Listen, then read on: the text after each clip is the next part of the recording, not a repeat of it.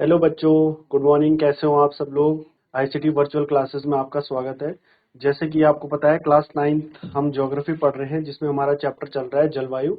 और लगभग आपका चैप्टर समाप्त होने वाला है। थोड़ा बहुत इसमें लास्ट टॉपिक बचा हुआ है, जिसको हम आज कवर कर लेंगे। ठीक है, तो एक बार फटाफट इसको रिकैप कर लेते हैं कि हमने जलवायु में क्या क्या पढ़ा था।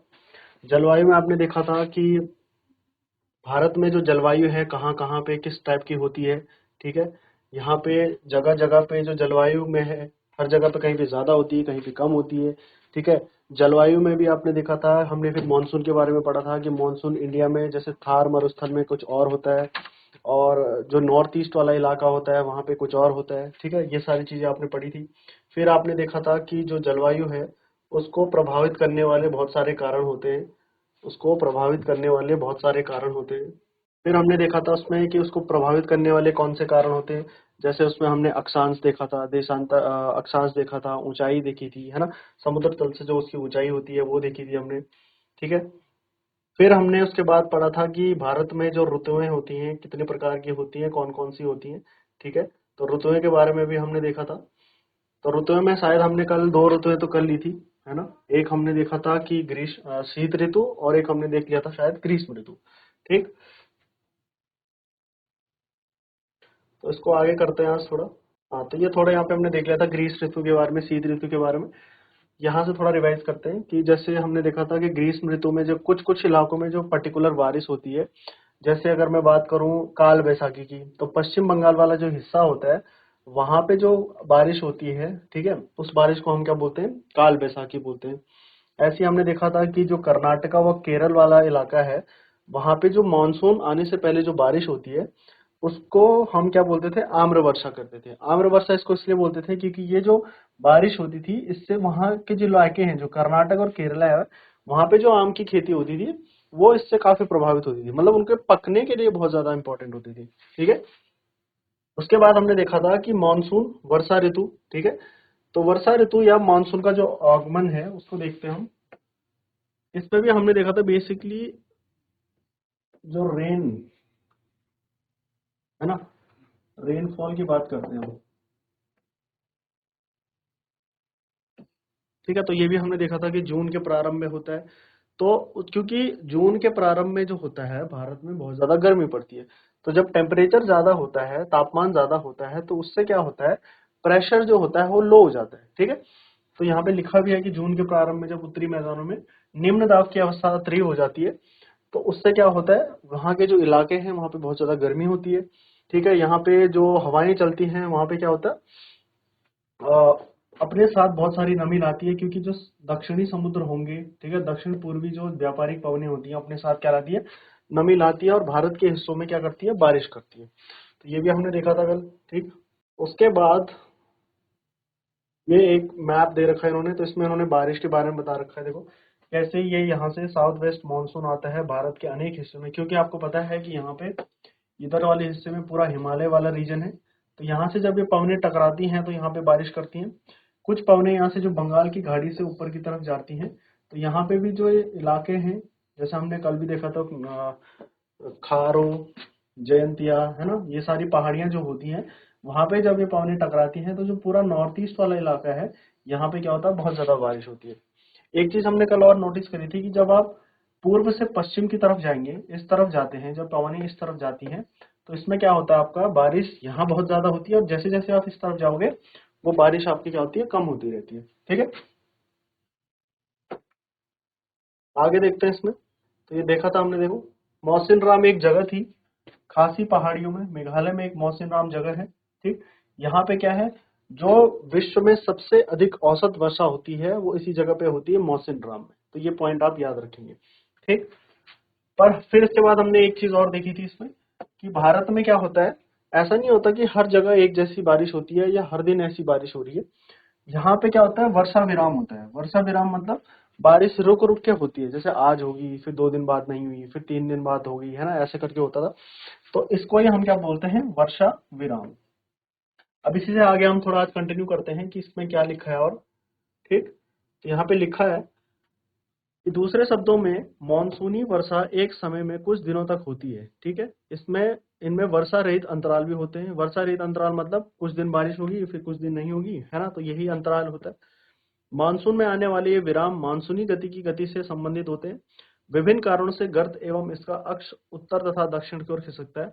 तो इसमें क्या होता है, कभी वो जैसे भारत की अगर मैं बात करूं तो कभी इधर होगी, कभी उधर होगी, कभी यहाँ होगी, क्योंकि हर महीने क्या होगा, वो जो पवने हैं वो ऐसे जा रही हैं, है ना।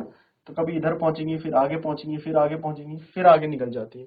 तो इन पवनों के इस प्रकार चलने के कारण क्या होता है, भारत में ये जो मानसूनी गतिविधियां हैं अंतराल में चलती रहती हैं। इसके कारण वर्षा का जिसके कारण वर्षा का स्थानिक वितरण सुनिश्चित होता है। जब मानसून के गर्त का अक्ष मैदान के ऊपर होता है तब इन भागों में वर्षा अच्छी होती है, ठीक है। तो जिस भी इलाके में जो मानसून का गर्त होता है वो अच्छा होता है तो उस इलाके में बारिश भी अच्छी होगी। दूसरी ओर जब अक्ष हिमालय के समीप चला जाता है तब मैदानों में लंबे समय तक शुष्क चली जाती है। अब जब ये पवनें ऊपर हिमालय की तरफ चली जाएंगी तो जो मैदानी इलाके होंगे वहां पे क्या होगा, बारिश कम होगी, क्योंकि ये जो पवनें अपने साथ नमी थी वो उन्होंने छोड़ चुकी थी, पहली बारिश हो गई थी। लेकिन जब वो ऊपर की तरफ चली जाएंगी तो ये जो नीचे वाला इलाका है यहाँ पे बारिश क्या होगी, कम होगी, ठीक। तथा हिमालय की नदियों के पर्वतीय जलग्रहण क्षेत्रों में विस्तृत वर्षा होती है। तो जब ये हिमालयी क्षेत्रों में आती है, जो पवनी हिमालयी क्षेत्रों में पहुंचती है, तो हिमालय से जब टकराती हैं तो हिमालय के जो नीचे वाले हिस्से होंगे वहां पे वर्षा होगी फिर, ठीक। इस भारी वर्षा के कारण मैदानी क्षेत्रों में विनाशकारी बाढ़ें आती है, ठीक। तो आपने देखा होगा बरसात में आजकल आ ही रहे हैं बहुत सारे बाढ़ आ रही है, कहीं पे भूस्खलन हो रहे हैं, ठीक है। तो जान माल की भारी क्षति होती रहती है। उष्णकटिबंधीय निम्न दाब की तीव्रता एवं आवृत्ति भी मानसूनी वर्षा की मात्रा एवं समय को निर्धारित करती है।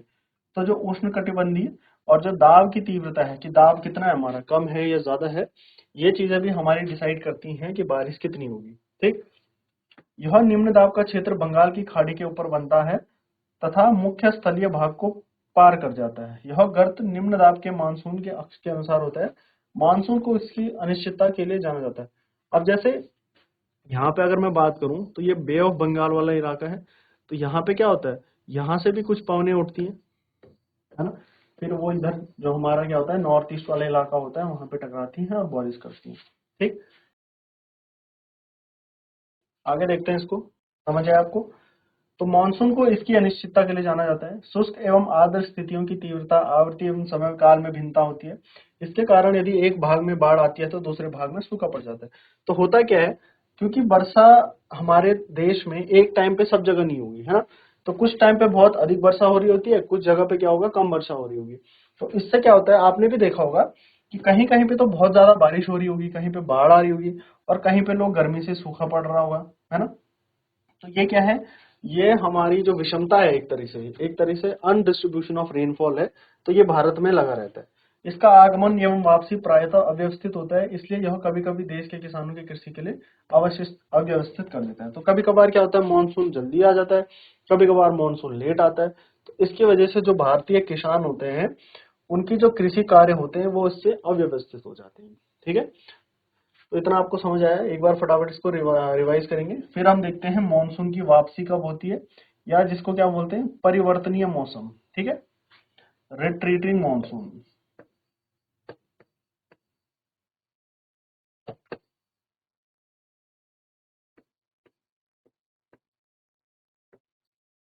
ठीक।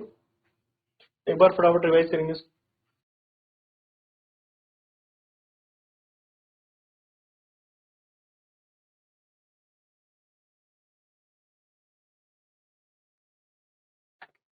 ठीक है, रिवाइज कर लिया होगा आपने इसको। आगे बढ़ते हैं। अब हम देखते हैं मॉनसून की वापसी या परिवर्तनीय मौसम क्या होता है।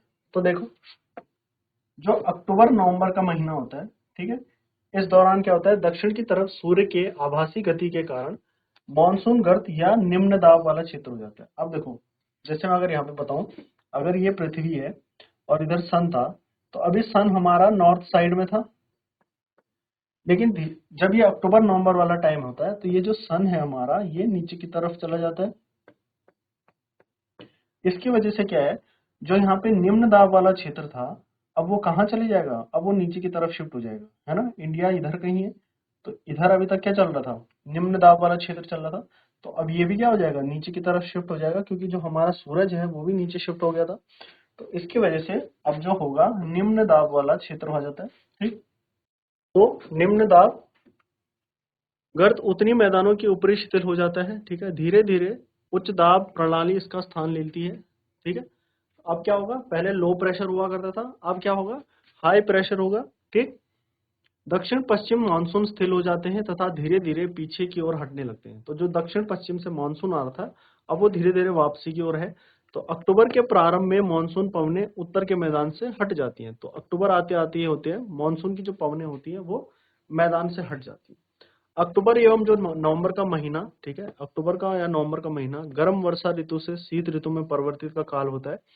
ठीक है, मानसून की वापसी होने से आसमान साफ रहता है, तापमान में वृद्धि हो जाती है, दिन का तापमान थोड़ा उच्च होता है जबकि रातें ठंडी एवं सुहावनी होती है। गर्म भी उतना गर्म नहीं होगा, लेकिन तापमान थोड़ा दिन में ज्यादा रहता है और रातें काफी ठंडी होती है।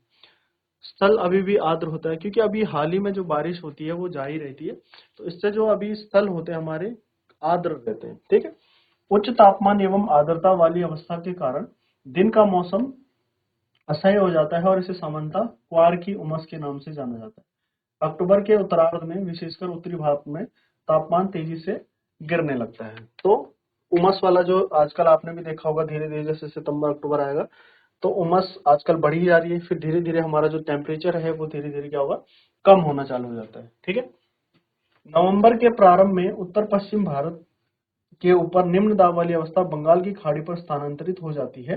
तो अब जो ये क्या होगा, निम्न दाब वाली अवस्था है, अब कहाँ शिफ्ट हो जाएगी, ये बंगाल की खाड़ी में शिफ्ट हो जाती है। ठीक, यह स्थानांतर चक्रवाती निम्न दाब से संबंधित होता है, जो कि अंडमान सागर के ऊपर उत्पन्न होता है। ठीक, जिसके कारण सामान्यतः क्या आते हैं, चक्रवात आते हैं।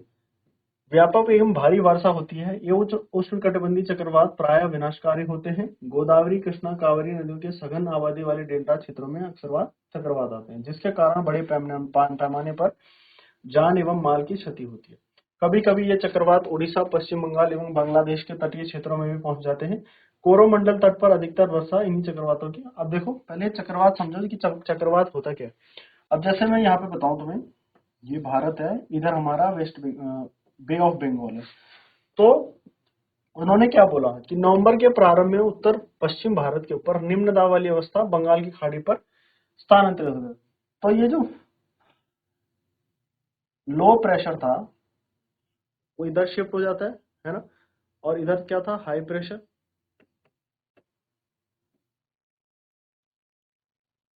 तो ये जो लो प्रेशर हाई प्रेशर की वजह से तो होता है, तो यहाँ पे इस इलाके में क्या होते हैं, फिर चक्रवात आते हैं हमारे।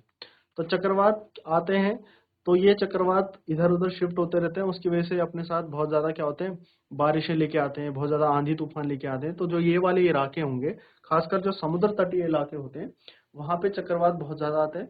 और चाहे इंडिया की बात ना करूं मैं, जितने भी विश्व में जो देश होंगे, वहां पे जो समुद्र तट वाले इलाके होते हैं वहां पे बहुत ज्यादा चक्रवात आते हैं, क्योंकि वहां पे उच्च दाब और निम्न दाब का क्या बनता है, क्षेत्र बनता है। उसकी वजह से क्या होता है, चक्रवात आते हैं, है ना। तो चक्रवात आने से क्या होता है, जो तटीय क्षेत्र होते हैं खासकर, वहां पे क्या होता है, बहुत ज्यादा जान माल की नुकसानी होती है। जैसे एक आपने नाम भी सुना होगा, सुनामी आई थी एक बार, है ना, 2011-12 के टाइम पे एक सुनामी आई थी। तो वो भी एक टाइप का क्या था, चक्रवात था। ठीक है, अब हम आगे देखते हैं इसको। अब बात करते हैं वर्षा का वितरण। ठीक है, कि वर्षा का वितरण कैसे हो रहा है। पश्चिमी तट के भागों एवं उत्तर पूर्वी भारत में लगभग 400 सेंटीमीटर से अधिक वर्षा होती है। तो कहाँ पे, देखो, पश्चिमी तट और कहाँ पे, उत्तर पूर्वी भारत। तो अगर ये इंडिया है, इसका जो ये है वेस्टर्न घाट जिसको हम बोलते हैं, और इधर हमारा नॉर्थ ईस्ट है। तो पश्चिमी तट और उत्तर पूर्वी भारत, यहाँ पे जो बारिश होती है वो 400 सेंटीमीटर से ज्यादा होती है ना, बहुत बारिश होती है इन दो इलाकों में, खासकर बात करूँ तो। ठीक, आगे देखते हैं और इलाकों में कैसे बारिश होती है। अब देखो, मैं किसकी बात कर रहा था, वेस्टर्न घाट मतलब जो ये वाला रीजन है ना, ये वाला जो इलाका है इसको हम बोलते हैं वेस्टर्न घाट, और ये मेरा पूरा नॉर्थ ईस्ट वाला इलाका है ना। तो इन दो हिस्सों में क्या होगा, इन दोनों हिस्सों में 400 सेंटीमीटर से ज्यादा बारिश होती है। सबसे ज्यादा बारिश इधर ही होती है, क्योंकि यहाँ तो जो मानसून स्टार्ट होता है तो सबसे पहले वो यहीं टकराता है ना। और यहाँ पे पहुंचते पहुंचते वो जब यहाँ भी टकराएगा, यहाँ और ज्यादा बारिश होने का क्या कारण है कि बंगाल की खाड़ी से भी कुछ पवनी इधर की तरफ चलती हैं, वो भी इनसे टकराती हैं, ठीक है, तो वो क्या करती है, बहुत ज्यादा बारिश लेके आती है इन दो इलाकों में। ठीक, आगे देखिए, तो यहाँ पे देखो मैप बना रखा है इन्होंने, इस मैप में आपको समझा रखा है। तो यहाँ पे देखो, जो डार्क ब्लू कलर का दिख रहा है आपको, खासकर ये इलाका और ये वाला इलाका है ना, ये दिख रहा होगा आपको, ये और ये, यहाँ पे 400 से अधिक बारिश हो रही है। फिर जो हल्का नीला है वहां पे देखो, वहां पे कितनी हो रही है, 200 से 400। उसी के नीचे नॉर्थ ईस्ट वाले इलाका में, यहाँ पे वेस्टर्न घाट में। फिर जहाँ पे नीला दिख रहा है वहां पे 100 से 200। फिर जो हल्का नीला दिख रहा है वहां पे 60 से 100। ठीक, फिर नीचे जैसे जैसे आप व्हाइट व्हाइट में और हल्के कलर में आओगे तो वहां पे आपको 0 से लेके 20 दिखाई देगा। खासकर जो ये राजस्थान वाला इलाका है आपका, यहाँ पे आपको बहुत कम बारिश दिखाने को मिलती है। ठीक है, ऊपर लेह लद्दाख वाला जो पार्ट है वहां पे भी बहुत सारी कम बारिश हुई है। ठीक है, उत्तराखंड वाले इलाकों में देखो, ये वाला जो इलाका है आपका, यहाँ पे तो आपको लगभग 100 से 200 सेंटीमीटर के बीच में बारिश देखने को मिलती है। तो ये मैप आपका एग्जाम में भी आ सकता है कि आपको ऐसा मार्क करके बता देंगे कि ए पॉइंट है, यहाँ पे एवरेज बारिश कितनी होगी, है ना। अगर मैं ये पॉइंट मार्क कर दूं बी, फिर मैं आपसे पूछूं कि यहाँ पे बारिश कितनी होगी, इधर मैं मार्क कर दूं सी। ठीक है, किसी भी तरह से आपसे क्वेश्चन बना सकते हैं कि 4 पॉइंट दे दिया आपको और आपसे पूछ लिया जाए कि यहाँ इन स्थलों पे एवरेज बारिश कितनी कितनी होती है। ठीक है, आगे देखते हैं। अब तो ऊपर हमने देखा था कि उन दो हिस्सों में बहुत ज्यादा बारिश हो रही थी, एवं इससे सटे जो पंजाब पंजाब, हरियाणा, गुजरात के भागों में 60 सेंटीमीटर से कम की बारिश होती है। दक्षिणी पठार के जो मैदान होते हैं, आंतरिक भागों एवं सह्याद्री के पूर्व क्षेत्र में बारिश की मात्रा समान रूप से कम होती है। इन क्षेत्रों में वर्षा की मात्रा कम क्यों होती है? क्योंकि आपको पता है, जैसे अगर मैं मैप बनाऊं, तो जब बारिश होती है तो वो तो इधर टकरा जाती है, लेकिन जो ये राजस्थान वाला इलाका होता है, यहाँ पे जो पवनें होती हैं वो समांतर चलती हैं अरावली के समांतर। तो वो कहीं वहां पे टकरा नहीं रही है, तो वो सीधा ही क्या चली जा रही है, आगे बढ़ जा रही है। तो इस क्षेत्र में क्या होती है, बारिश कम होती है। ठीक है, इन क्षेत्रों में बारिश कम होती है। जम्मू कश्मीर के लेह में क्षेत्र में जो होता है वहां पे वर्षण की मात्रा काफी कम होती है। देश के शेष हिस्से में वर्षा की मात्रा मध्यम रहती है।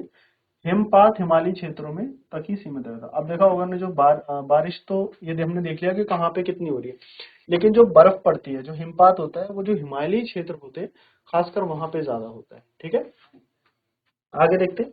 मानसून की प्रकृति के परिणाम स्वरूप एक वर्ष से दूसरे वर्ष तक होने वाले वार्षिक वर्षा की मात्रा में भिन्नता होती है। ठीक, वर्षा की विषमता निम्न वर्षा वाले क्षेत्र जैसे राजस्थान, गुजरात, ये हमारे कैसे क्षेत्र हैं, निम्न वर्षा वाले क्षेत्र हैं। ठीक, और तथा पश्चिमी घाटों के वृष्टि छाया प्रदेशों में अधिक पाई जाती है। तो वृष्टि छाया क्षेत्र मतलब ये वाले हिस्से जो हमने देखा था कि जहाँ पे बारिश नहीं होती, एक तरीके से वहां पे छाया चित्र बन जाता है, क्योंकि यह इस इलाके में बारिश हो रही होगी तो इस इलाके में बारिश नहीं हो रही होगी, है ना। अतः अधिक वर्षा वाले क्षेत्र में बाढ़ें अधिक आती हैं। तो जहाँ पे बारिश अधिक आएगी वहां पे बाढ़ें अधिक आएंगी। और निम्न क्षेत्र वाले कैसे हो जाते हैं, सूखे हो जाते हैं। जैसे जो हमारा थार मरुस्थल है वो सूखा हिस्सा पूरा। ठीक है, आगे देखें। अब मॉनसून एकता का परिचायक। अब ये हेडिंग का मतलब क्या है, मॉनसून एकता का परिचायक। अब आपको पता है कि इंडिया में जितनी भी एक्टिविटीज होती हैं, जितने में कृषि कार्य होते हैं, वो सब किसकी वजह से होते हैं, मॉनसून की वजह से। आज भी हम जितने भी किसान हैं भारत में, वो ज्यादातर किस पे निर्भर करते हैं, मॉनसून में, कि अच्छी बारिश होगी, ठीक है, और टाइम पे बारिश होगी तो क्या होगा, उनकी फसलें अच्छी होती हैं। अगर टाइम पे बारिश नहीं हुई या बारिश बहुत ज्यादा होगी या बहुत कम होगी तो उससे क्या होता है, भारत में खासकर जितने भी किसान होते हैं उनकी फसलें बहुत ज्यादा क्या होती है, उससे प्रभावित होती है। ठीक है, आज भी आपने देखा होगा टेक्नोलॉजी के मामले में हम इतने आगे बढ़ गए, लेकिन कहीं ना कहीं भारत अभी भी क्या है, कृषि के मामले में बहुत ज्यादा किस पे निर्भर कर रहा है, मानसून पे ही निर्भर कर रहा है। ठीक है, तो यहाँ पे लिखा है, आप पहले ही पढ़ चुके हैं कि हिमालय अत्यंत ठंडी पवनों से भारतीय उपमहाद्वीप की रक्षा करता है। तो जो नॉर्थ वाला इलाका है वहां पे आपको हिमालय दिखता है, तो जो नॉर्थ साइड से, उत्तर दिशा से आने वाली ठंडी पवनें होती है, उनको कौन रोक लेता है, उनको हिमालय रोक लेता है। नहीं तो अगर हिमालय नहीं होता तो पूरा जो इलाका है वहां पे क्या होता है, पूरा बर्फ जमी हो जाती है ना। जैसे आपने देखा होगा रशिया जो है ना, उसके जो नॉर्थ वाले पार्ट में देखा आपने, पूरी बर्फ जमी है वहां। तो वैसे ही कुछ हाल हो जाता है अगर भारत में हिमालय नहीं होते तो। ठीक, आगे देखते हैं इसमें क्या लिखा है। इसके कारण अपेक्षाकृत उच्च अक्षांशों के बावजूद उत्तरी भारत में निरंतर ऊंचा तापमान बना रहता है। इसी प्रकार प्रायद्वीपीय पठार में तीनों ओर से समुद्र के प्रभाव के कारण न तो अधिक गर्मी पड़ती है न अधिक सर्दी पड़ती है। इस समकालीन प्रभाव के कारण तापमान की दिशाओं में बहुत कम अंतर पाए जाते हैं, परंतु फिर भी भारतीय प्रायद्वीप पर मानसून की एकता का प्रभाव स्पष्ट है। पवन की दिशाओं का ऋतुओं के अनुसार परिवर्तन तथा उनसे संबंधित ऋतु की दशाएं ऋतु चक्रों का एक लय प्रदान करती है। ठीक है, वर्षा की जो अनिश्चितताएं तथा उनका असमान वितरण है, वो भी क्या है, एक मानसून का एक विशिष्ट लक्षण। ठीक, संपूर्ण भारतीय भूदृश्य, इसके जीव तथा वनस्पति, इसका कृषि चक्र, मानव जीवन, उनके त्योहार, उत्सव, सभी मानसूनी लय के चारों ओर घूम रहे हैं।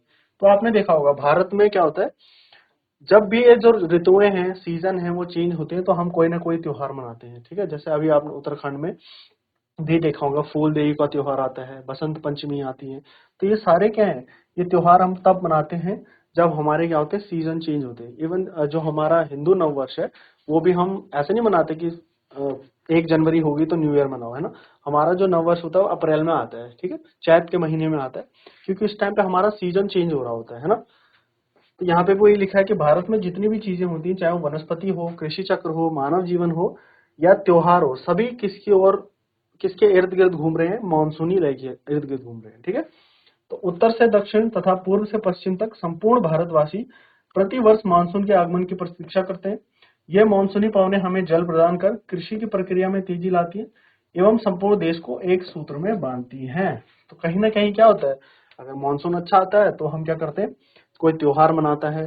तो ये जो मानसून है पूरे देश को क्या करता है, एक सूत्र में बांध के रखता है। ठीक है, नदी घाटियां जो इन जलों का संवहन करती हैं, उन्हें भी एक नदी घाटी का इकाई का नाम दिया जाता है।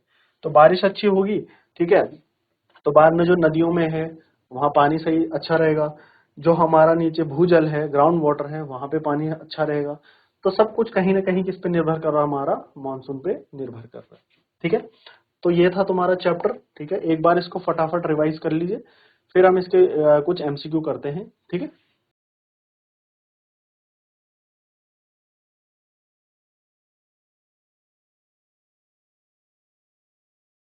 ठीक है, तो रिवाइज कर लिया होगा आप लोगों ने।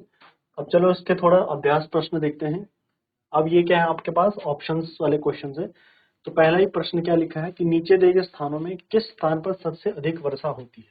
ठीक है, तो ये कुछ आपको ऑप्शंस दे रखे हैं कि सबसे ज्यादा बारिश बतानी है हमें कि सबसे अधिक वर्षा कहाँ पे होती है। ठीक, तो ऑप्शन देखो आप, सिलचर लिखा है, चेरापूंजी लिखा है, गुवाहाटी लिखा है, मौसिनराम। अब जिसने चैप्टर अच्छे से पढ़ा होगा तो नॉर्थ ईस्ट में खासकर ये जो इलाका था, यहाँ पे मैंने बताया था कि खासी और जयंतिया हिल्स होती हैं, यहाँ पे एक जगह होती है मेघालय में, उसका नाम क्या था, मौसिन राम। तो ये इसका आपका सही आंसर हो जाएगा। ठीक, नेक्स्ट क्वेश्चन पढ़िए। ग्रीष्म ऋतु में उत्तरी मैदानों में बहने वाली पवन को निम्नलिखित में से क्या कहा जाता है। तो उत्तरी जो मैदान होते हैं हमारे, वहां पे गर्मियों में जो बहुत गर्म पवनें चलती हैं, ठीक है, उन पवनों को क्या कहा जाता है। देखो, व्यापारिक पवनें तो हो नहीं सकता क्योंकि ट्रेड विंड्स तो इंडिया में चलती नहीं है। काल बैसाखी की बात करो तो ये हमने देखा था वेस्ट बंगाल वाले इलाके में होती है, तो ये भी नहीं हो सकता। इनमें से कोई नहीं तो नहीं है, तो इसका आंसर क्या है, लू। लू, आपने घर में भी सुना होगा कि मम्मी पापा को बोलते हैं कि गर्मियों में बाहर मत जाओ क्योंकि लू चल रही है ना। तो ग्रीष्म ऋतु में जो बहने वाली पवनें हैं उनको क्या कहा जाता है, लू कहा जाता है, लू। ठीक, अगला प्रश्न देखिए। भारत में मानसून का आगमन निम्नलिखित में कब होता है, उसका आंसर करिए फटाफट।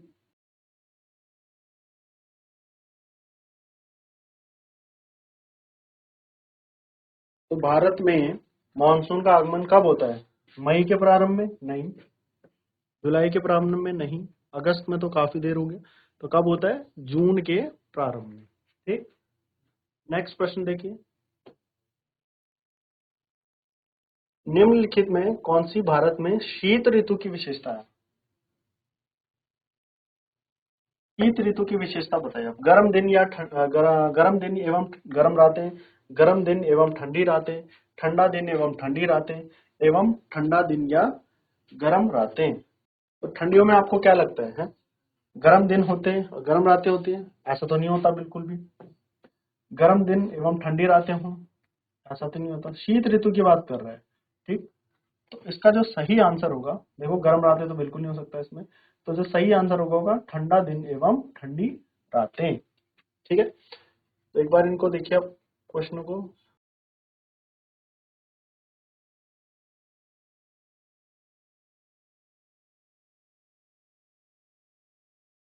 ठीक है, देख लिया होगा अपने प्रश्न। तो इसी के साथ आपका ये चैप्टर समाप्त होता है। कल से हम एक नया चैप्टर स्टार्ट करेंगे। ठीक है, इसी के कंटिन्यू हम नया चैप्टर स्टार्ट करेंगे, तो इसको रिवाइज करते रहिए। ठीक है, आज के लिए इतना ही। Thank you so much. कल मिलते हैं नेक्स्ट क्लास।